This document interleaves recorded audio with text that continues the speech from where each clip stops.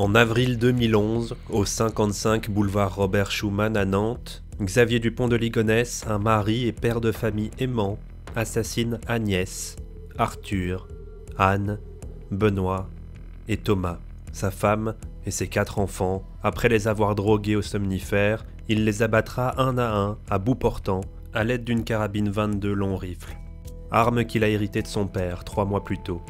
De Ligonnès a littéralement disparu dans la nature. On ne l'a jamais retrouvé, mort ou vif.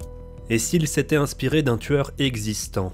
En 1971, un certain John List défraie la chronique dans le New Jersey aux États-Unis en assassinant toute sa famille. Coïncidence, Xavier Dupont de Ligonnès voyageait aux États-Unis au moment où John List était jugé devant la cour criminelle. Se serait-il consciemment ou inconsciemment inspiré de ce John List? Comme de Ligonnès, il s'est volatilisé après avoir abattu toute sa famille. John List a inspiré le personnage de John Graff dans la série The Watcher sur Netflix en 2022. Presque 13 ans après les faits, Xavier Dupont de Ligonnès n'a toujours pas été retrouvé et le mystère reste entier. John List, lui, a vécu paisiblement pendant 18 ans, avant de se faire arrêter après que ses meurtres et son visage aient été présentés lors d'une émission télé. Toutes les hypothèses restent possibles.